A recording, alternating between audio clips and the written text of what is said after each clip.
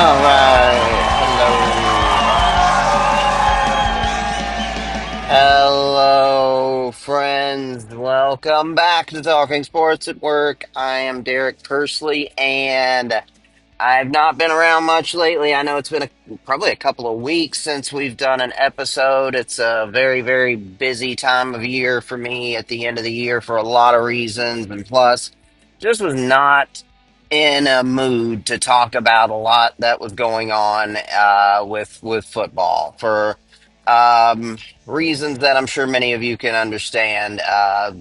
Even even before the Vols got blown out. Well, I guess that's actually my last episodes were right before that game. Whenever I was looking at the matchups and coaching and thinking, the one thing that worried me about that is I worried that Michigan loss might have been the best thing that could have happened to them. I hoped that it was going to be the other way and that it would, really just rattle them and but it was going to affect them in one of two ways. It was either going to rattle them and make them beatable at home, or they were going to rally around their coach and that it was going to piss them off. They were going to have their backs against the wall, just like Georgia when we played them. And that's exactly what happened. They came out and yeah. Now, even if that game had been played in Neyland, now it would have been a lot different. The score would have been different. I still don't know that we were beating that team, and I don't know that anybody is honestly. After seeing what they did to Oregon as well, who was the number one team for much of this year, who beat them earlier this season. And yeah, Ohio State looks like the team that is finally playing up to that potential that they've had all year. And yeah, couldn't come at a better time, really. Excuse me. So anyway, there was that, and then the Titans just boy oh boy played some of the worst football that you'll see over the last, well, for much of the season, really.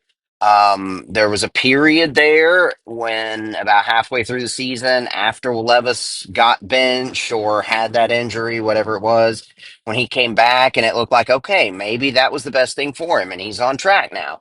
But yeah, he pretty quickly regressed, and then it felt like he really just had one bad game at one point, and then it was like his leash was very, very short, and Callahan pulled him, and I was surprised by that. They pulled him and they went with and it was a really, really bad game. I mean, it wasn't like it was just, oh, he turned the ball over and couldn't win. No, it was a Will Levis bad game.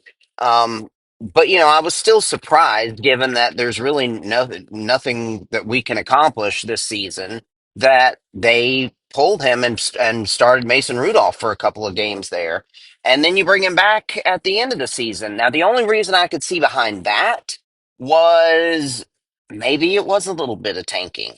Um, the easy answer is we're going to give him one more chance. Let's see what we've got with this guy. But I mean, hell, what there was nothing he was going to do against Houston that would have changed any opinions. I mean, hell, he could have had one of those games like he had against Atlanta in his very first start, and it wouldn't have changed any opinions on him.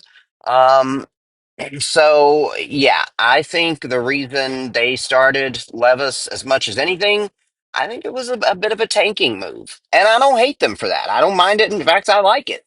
Um, but anyway, we'll dive into all that. The Titans now, there is something to actually be excited about now that the season's over. The Tennessee Titans do have the number one pick in a draft class that has been talked about all season with that's one of the weaker draft classes for quarterbacks that we've seen in some time. But you know what? It's a crapshoot. The draft is always a crapshoot.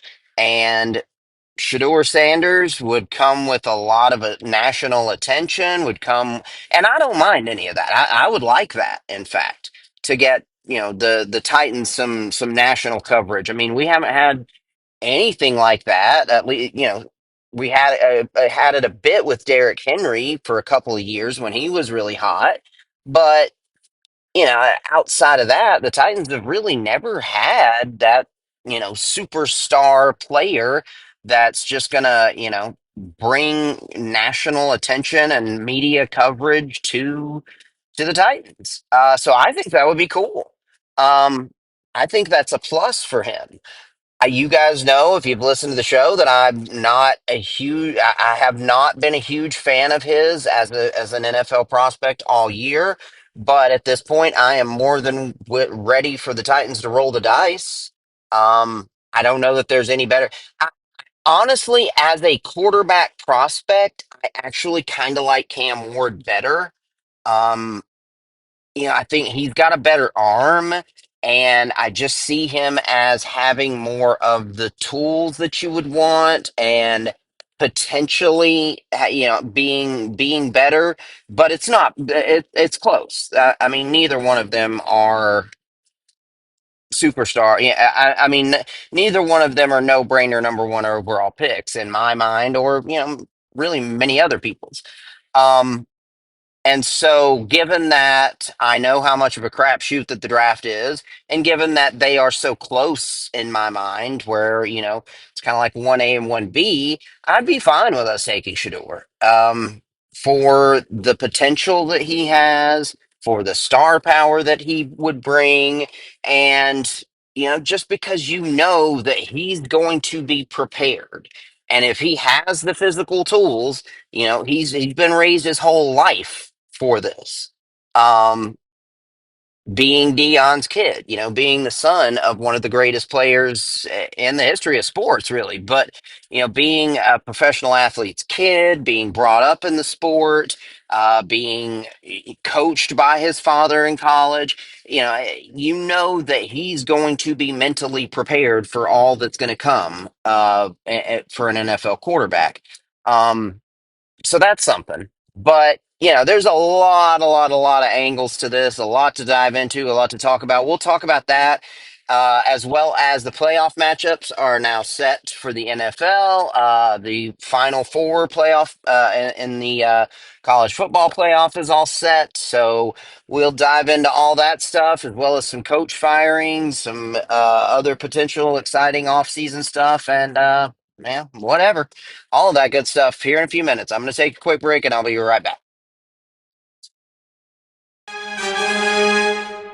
Okie dokie, fans, friends, welcome back. So, there's so much to talk about because, I haven't been around in a couple of weeks that I don't really even know where to start. One thing that's been going on lately that I've been paying a lot of attention to, and I wish I could stop, honestly, because is the transfer portal.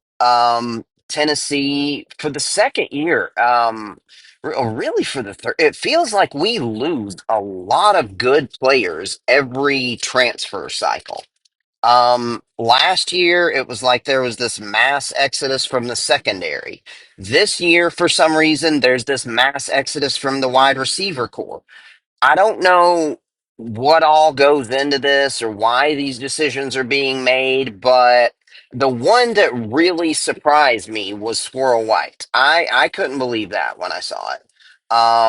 He's been really a fixture of the Tennessee football offense for the last 3 years. I mean, as a freshman, he was an impact player, kind of a gadget guy that we could use in a lot of ways.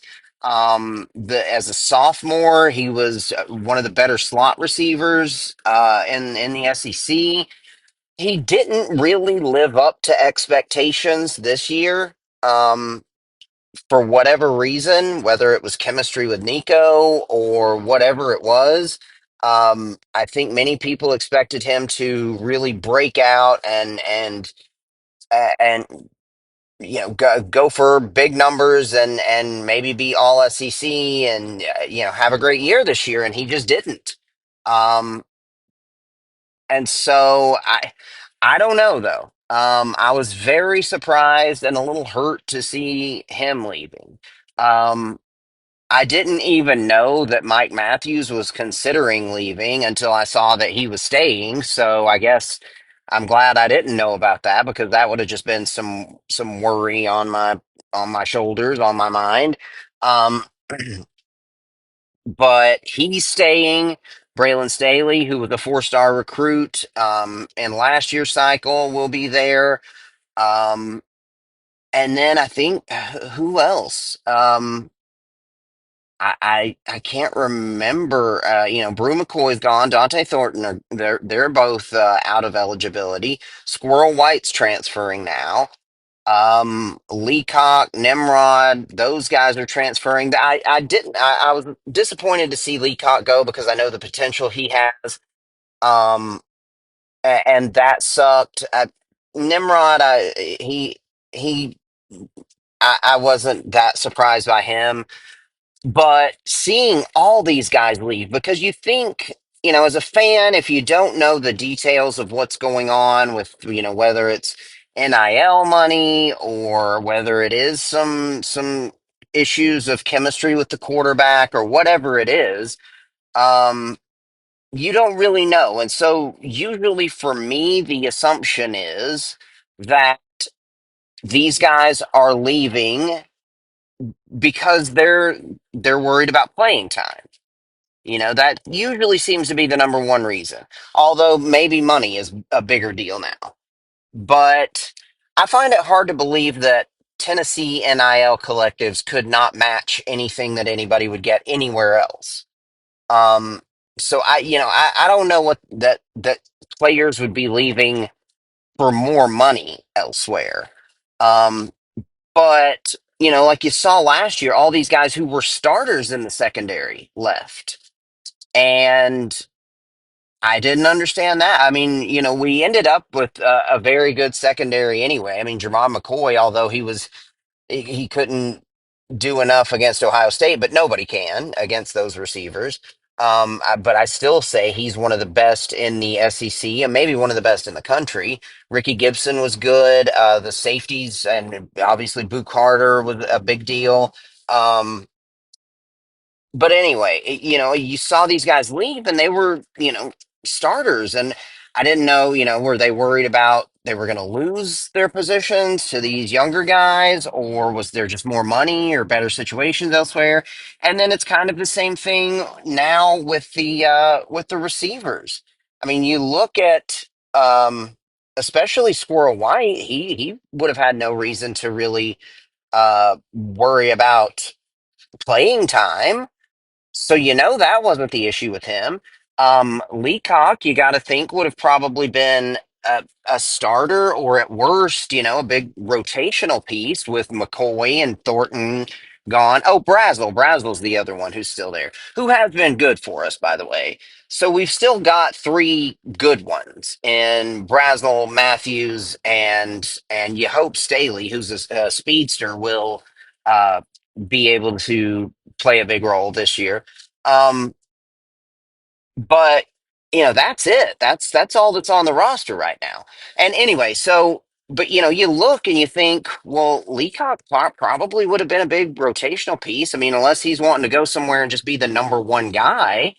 Um, I don't know that playing time would have been the issue for him. I know it wouldn't have been for Squirrel White, unless it was, he knew that Mike Matthews was going to be taking some of his snaps, and I heard that that may have been a part of it. But I also heard that maybe there was some chemistry issue with Nico, which worries you. And this is just a weird era that we live in now, where I've always been totally in favor of players being able to transfer. And, I remember this was not commonplace, 5, 10 years ago. You saw it, but guys would get criticized for it, and it was not as nearly as common. Um, and now, though, it's like chaos. And it's like every year you've got to worry about not only recruiting and trying to bring in high school players, and not only trying to go and get transfers from other school, but you've got to re-recruit your entire roster every year. Um, and it feels to me like we've kind of maybe overcorrected and that there should be something in place to make these kids at least have to commit for 2 years, right? Or something. I don't know. I mean, I think they should have the ability to leave if they want to. We know that coaches have that ability.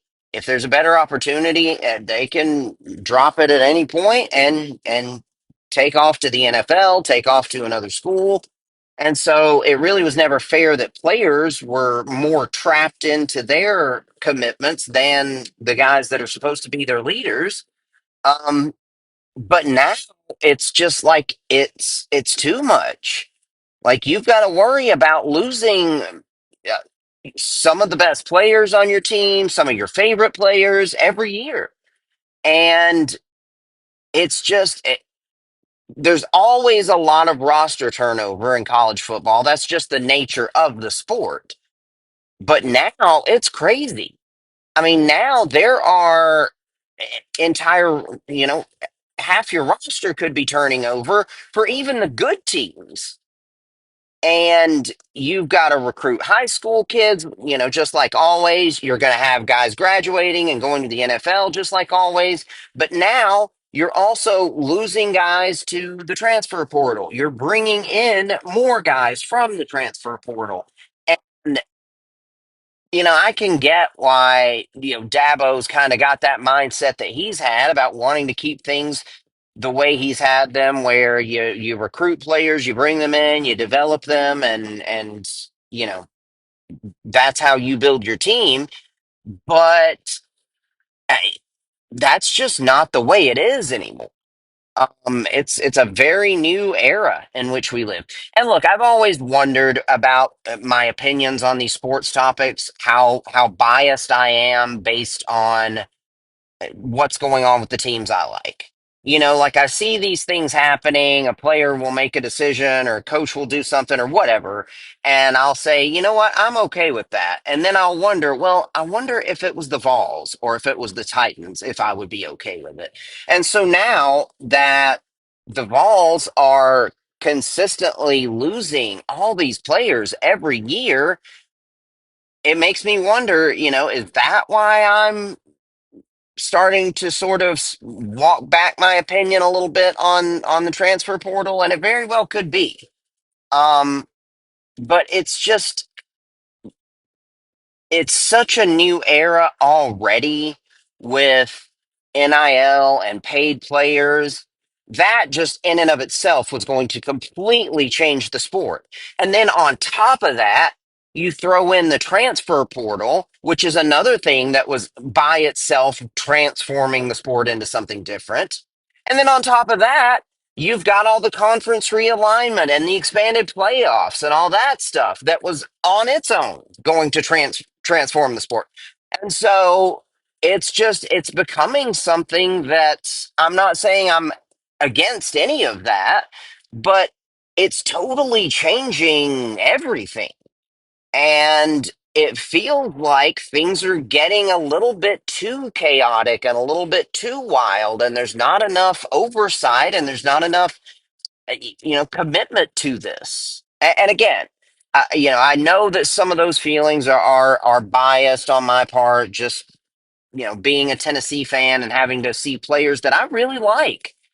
Someone like Squirrel White, that's been a fixture of this team for 3 years, leave. And last year we lost Tyler Barron, another guy I really liked, as well as the entire secondary.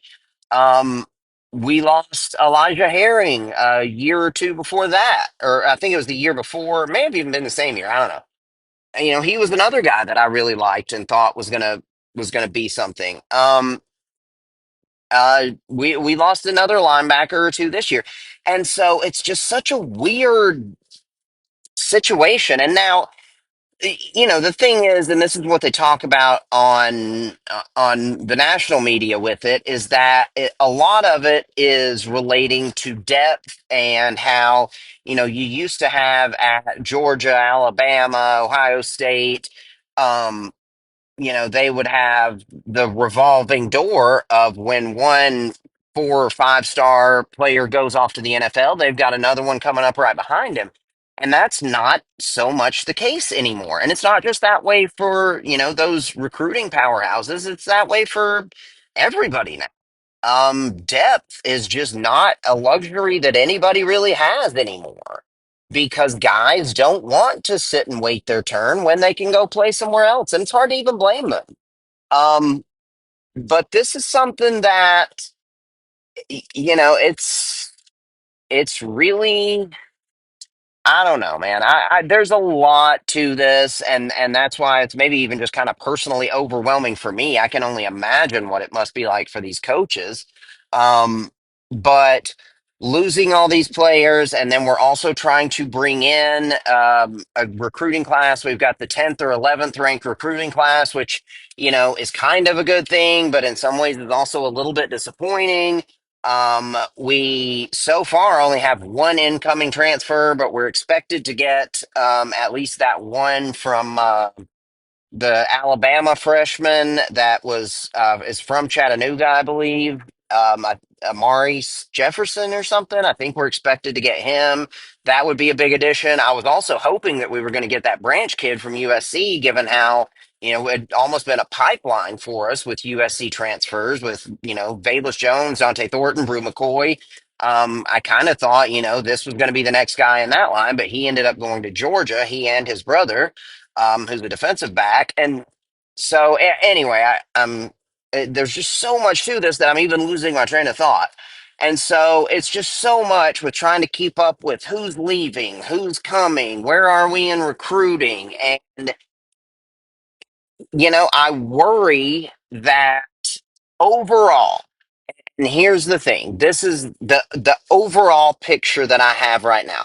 And I have said, those of you who know me or who have been listening to the show for a long time, I've been saying for the last 2 years, since we first had that great season 2 years ago with Hendon Hooker at quarterback, that this is where Tennessee football belongs. If we want to take that next step, which that should not be the expectation, but if we are, that should be the hope. And if we are going to get to that level, then the next piece of the puzzle would be recruiting. We need to start getting some of these top three recruiting classes, like Ohio State, like Georgia, like Alabama.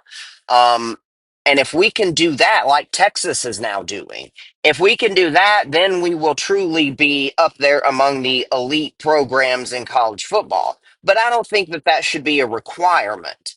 I think this to me is right about where we belong. A team that's consistently in the top 10, a team that's going to have some shots at competing in the SEC, competing for SEC championships every once in a while, getting a shot at a national championship. This is where Tennessee football belongs to me. But if we want to get to that next level, it's going to have to come in, in getting those caliber of players.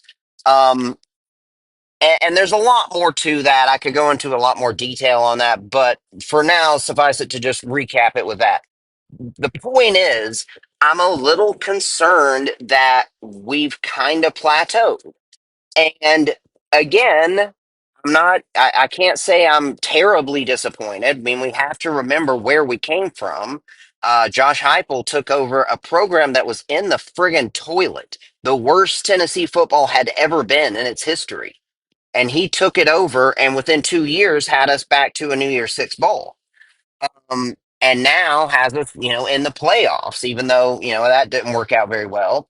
Um, but, we've won 10 games now, well, really for 3 years in a row, if you count the bowl game.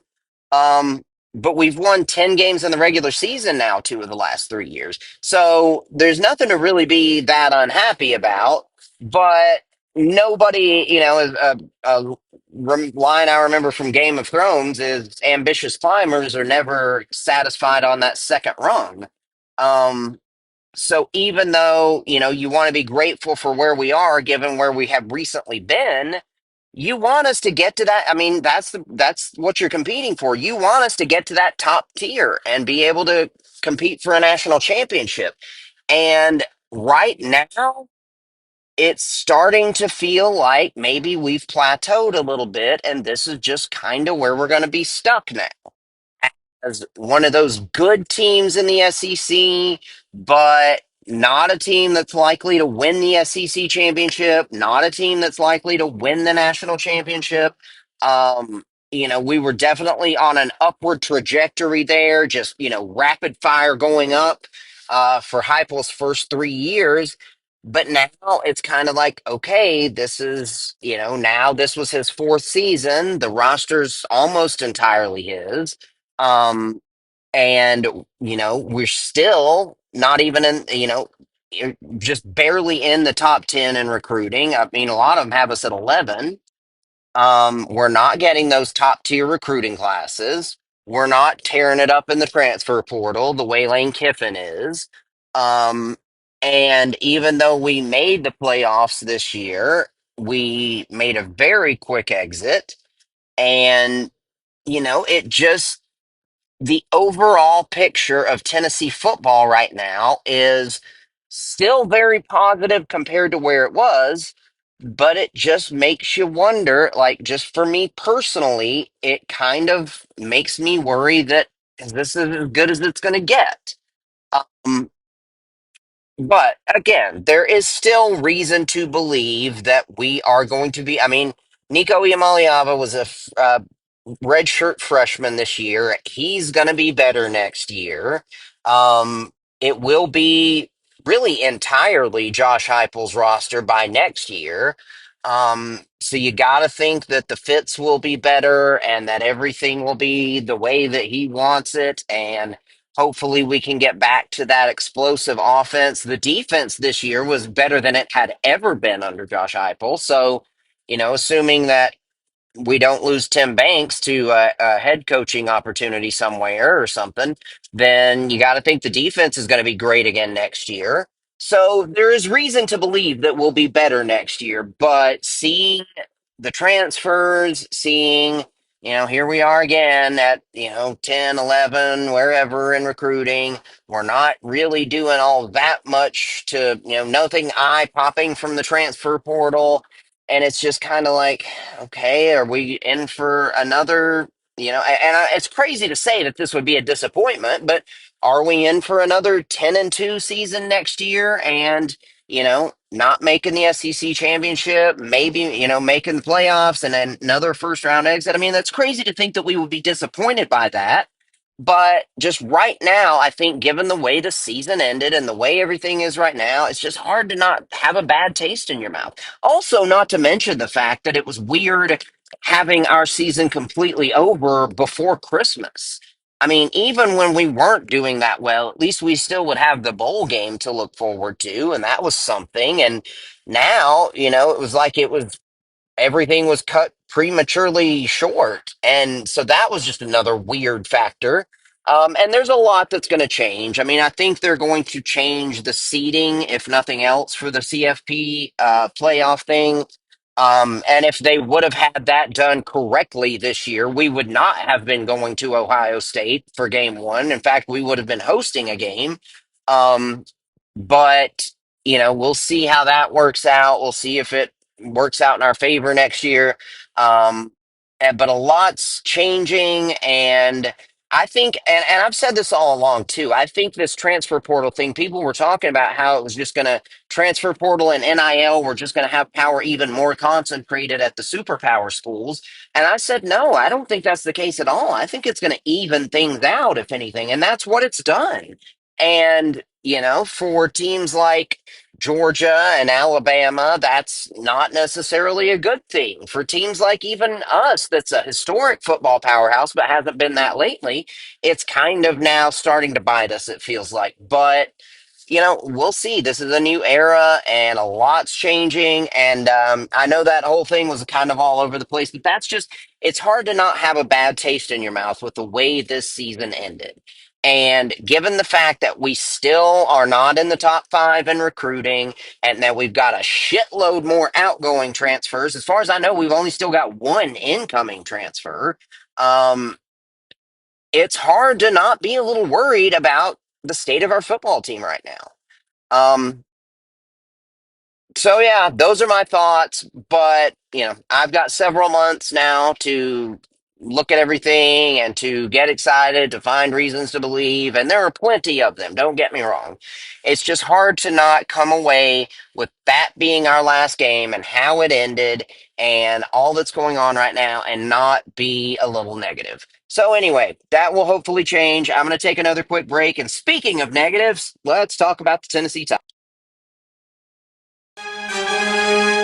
Okay, friends, welcome back. So, I gotta say, I made a comment on the Bleacher Report app yesterday, and the responses I got back, I replied to one or two of them, but I just had to roll my eyes. And the comment that I made was to all those hashtag fire Vrabel folks out there, how are y'all feeling now?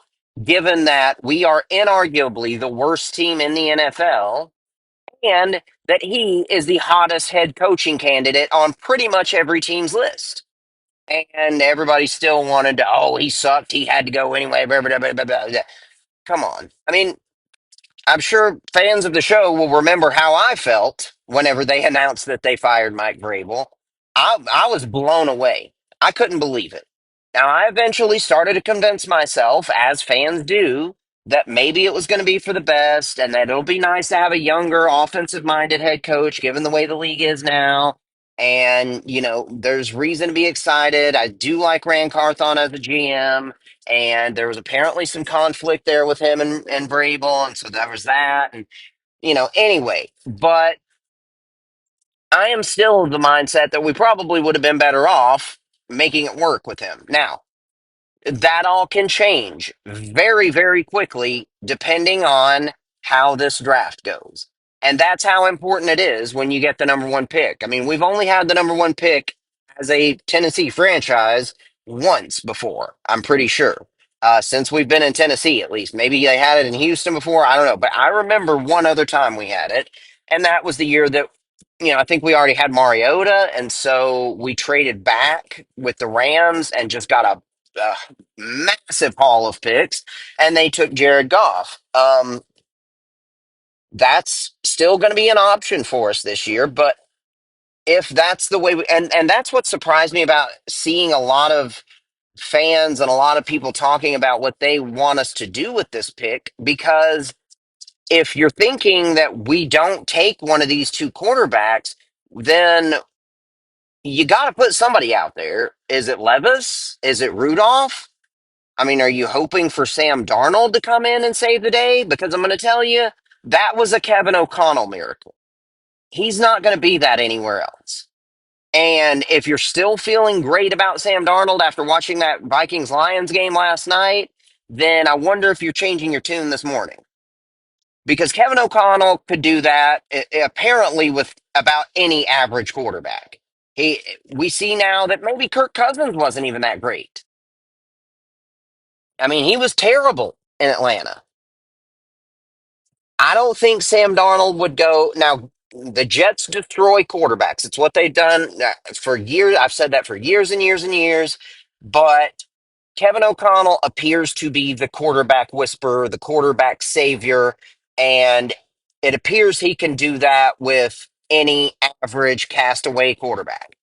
Um, and so I don't know that he comes to Tennessee and is that good. So if we do not draft a quarterback here, what's the plan?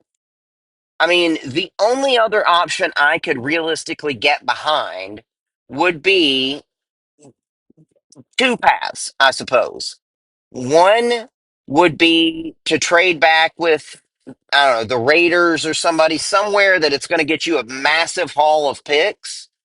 And then you go with the Quinn Ewers in the second round, or maybe even Carson Beck. I could get on board with that. Or I even want to say Milrow, man, because honestly, as far as upside, he's got the most of any of them. But he just did not put it all together this year with an offensive minded head coach, and I don't know about him. And I've said since before this year started that I was really kind of waiting to see if Ewers or Carson Beck would develop into one of those, you know, top two pick kind of guys, and neither one of them really did. Uh, Ewers still has been winning and could still convince me that he might be good enough. But anyway, the point is, if you trade back, then you would best be looking at one of those guys and have a solid plan in mind as to which one you want and how you are definitively going to get him, either in the late first round or in the early second round. I'd maybe be okay with that. Maybe. And now this is all very initial. This is before any of the draft stuff really starts. You know, guys are going to move way up, move way down draft boards. A lot's going to change between now and then. I mean, remember that right after the season started or season ended last year, nobody was talking about JJ McCarthy as a top 10 pick. And, you know, then it became like he was a lock. And I think he ended up going just outside the top 10. But, you know, he appears to be the guy that Kevin O'Connell thinks is going to be the future of their franchise. Um, so a lot's going to change between now and then. And so these are just my initial thoughts. But as of right now, I'm saying don't even entertain offers. My number one choice would be to take either one, whichever one you like better. I'd be fine with either of them, Sanders or Ward. And don't outsmart yourself here. You need a quarterback. It's the most important position in the sport. It's the most important position in all of major sports. There's nothing to even compare it to in any of the other sports. If you don't have a quarterback, you don't have a winning team. Don't overthink this. Don't outsmart yourself. If you like either one of those guys, take him first overall. That's option one. Option two would be, let's say the Giants really love Shador and we are good with either of them or we like Cam better. Then I would say, okay, well, let's take a second round pick from them at least. Actually, it probably cost at least a second round pick. And you could probably get a two and maybe a four, two and a five to move back one spot. And then you've got the first pick or the second pick in the first round, the first and second pick in the second round, and probably another middle round pick. And you still get to take your quarterback there at two overall.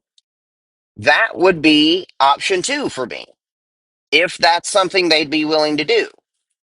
And then option three would be to trade back with somebody who's a little lower, absolutely rape them for draft picks like we did with the Rams all those years ago, and fill out the roster with a new left tackle and move J.C. Latham to where he belongs on the right side. Um, you know, take a left tackle in the first round, get some more uh, edge rushers and defensive line help, improve the receiving group because God knows we need help there. We need a lot of spots filled, and still, like I said, though, make sure that in the second round you're either taking Ewers or maybe Carson Beck. I still like Quinn Ewers as an NFL prospect, but I don't know. He hasn't done enough to convince me by any stretch. And so that's why that is at best the third option on my list. Now maybe they fall in love and they think maybe we can continue to, you know, continue the rebirth of Sam Darnold. I don't know. But that's going to cost you a fortune because believe me, he's not going anywhere for less than 40 million a year. And these people who think that he's going to get, you know, some mid-level contract, no. Somebody's going to be willing to pay a buttload of money for him, and he will be, even though he's not, you know, up there talent wise, he will become one of the 10 highest paid players in the sport. So it's going to cost you a fortune in cap space to get him, and there's no guarantee that you're going to be able to continue what one of the best offensive coaches in the sport and the quarterback whisperer and Kevin O'Connell did. So, unless there's some other option out there, somebody unexpected is on the trade market or something, I don't know what else you do, but you have to get quarterback above all else. Quarterback needs to be priority one, two, and three for this team in the offseason, especially now that you control, excuse me, now that you essentially control the draft.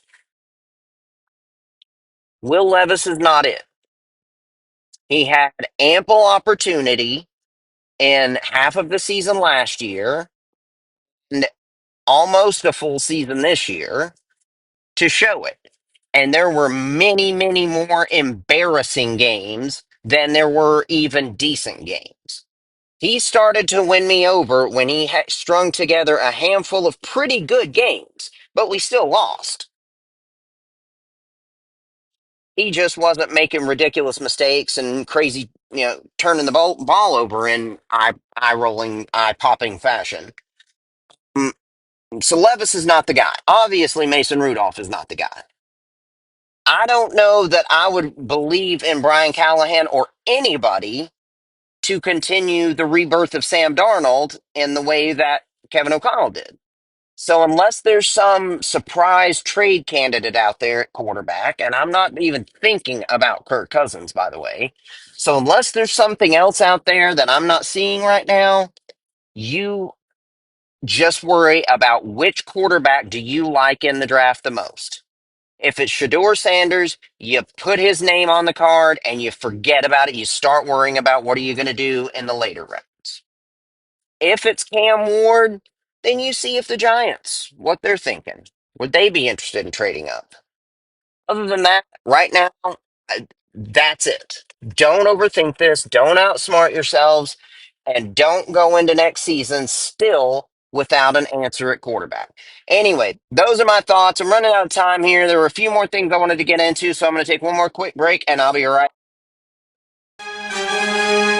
All right. Hey, friends, just one more, couple quick more thoughts on the Titans because I haven't talked about them in a couple weeks. So, or I haven't talked about them on here, I guess. But just a couple of quick thoughts on them really quickly. It was nice to at least have something to be positive about and be really excited about because there was nothing else this team could have done this year that would have given us any sort of real reason for excitement. So to see the Patriots win, which I had that game on too, I have Sunday ticket now, so I've honestly kind of got half the time I've got three TVs going in my living room with sometimes multiple games on on some of the screens. So I was watching the Patriots game and the Titans game, and it's still impossible to root for your team to lose, but this was the most okay I have felt with it, I guess, ever in my life. Um, Whenever we'd give up some stupid play or have some ridiculous thing happen that we've done all year, I wouldn't, I would just kind of chuckle this time at least. So it was nice to be able to have something real to be excited about. The other thing is, look, I've said this all year. I'm not saying they should fire Brian Callahan because I think he at least deserves a chance, probably with a decent quarterback. But I think it is beyond any doubt that he so far has looked like a worse head coach than what we had in Mike Vrabel. The team is less disciplined. We led the league in penalties. I don't know what the final numbers were, but I know that we were at least top one or two in penalties. Um, we could not cover kicks. Our special teams were atrocious. We were having, just all those telltale signs that you can look at as a fan, as an outsider, and sort of be able to gauge coach performance. We did not look good in those areas. So that makes you worry, you know. Anyway, but it's just 1 year. I've never been a huge fan of teams firing a coach after just 1 year unless there is a real reason, a clear reason to do it, like with Urban Meyer. I was also surprised to see the Patriots firing Gerard Mayo after just 1 year, especially after they won that game. And you know that the players, came out and won that game probably for him. Now it was against Buffalo backups, but still. Um, I was surprised, and maybe I'm a little biased there because he's a Tennessee guy, and I hate to see him go like that. But it felt like a really cool moment to see a Tennessee guy coaching, a Tennessee guy and Joe Milton get his first career start and his first career win, and all the while they're helping the Tennessee Titans get the number one pick. So that's all felt kind of cool for me personally, but. Anyway, I'm getting off topic here. I would not be disappointed if the news came out that the Titans were firing Brian Callahan. Now, I do still like Rand Carthon as a GM. I think he's done a decent job of putting together a pretty talented roster and trying to undo some of the damage that John Robinson, the lasting damage that he created on this roster. But so I don't think that they should just clean house, but I would not be heartbroken. I would not be shocked like I was with Vrabel if I saw that Brian Callahan was fired today. But here's the thing I have always said in these situations, not just for any my teams, but in general. If you're playing, and it's the same with quarterback, it's the same with coach. If you're planning on benching this guy or firing this guy, you've got to remember that you still have to put somebody out there. So it's easy to say that so and so should be benched or so and so should be fired, but you damn well better already have a plan in place for who's going to take over. And right now, I don't know who that would be that I would, you know, be much more confident in than giving Brian Callahan a second year. Ben Johnson's not coming. Now, unless maybe the only way that that's a possibility is maybe Ben Johnson loves Shador Sanders or loves Cam Ward, loves what he could do with that number one pick. That's the only appealing asset we have as a franchise right now. And that is a big deal. Don't get me wrong. That could attract a top coaching candidate. But most likely, Mike Vrabel, I mean, obviously he's not coming back. And so that's one of the top two candidates already off the board for us. Ben Johnson is going to have everybody calling him, everybody interviewing him, and going to be able to take his pick. Is Tennessee with the number one pick better than Chicago with Caleb Williams and a little bit of talent on that roster? Are we better than, I don't know, who else is out there? The Jaguars with, some talent, good ownership, and Trevor Lawrence? I don't know. But I can tell you that right now it doesn't seem like we would be one of the top openings. The only thing we've really got going for us is that number one pick. And I don't think that's enough to attract a Ben Johnson. And as of right now, he's the only guy that I would feel very confident in saying, hell yeah, I would trade Ryan Callahan for him. The guys who are likely to be available. I actually saw a little news, a notification saying that teams were inquiring about whether or not the Vikings would be looking to trade Kevin O'Connell, which blew my mind. Obviously, they're not going to do that. But yeah, if that's an option, hell yeah, let's do that. But, it would take probably that number one pick and more to get him.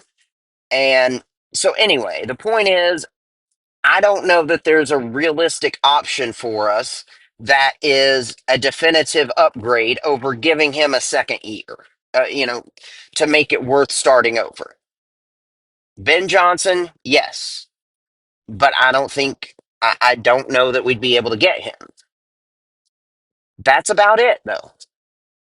So while I wouldn't be heartbroken to see Brian Callahan gone, I don't know who else. We better have somebody in mind that we want.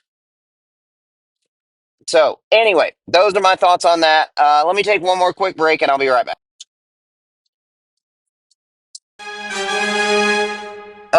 Hey, friends, welcome back. So, the playoff matchups are set, and I wanted to be able to dive into that, but unfortunately, I'm out of time. So, maybe we'll try to do another episode tomorrow.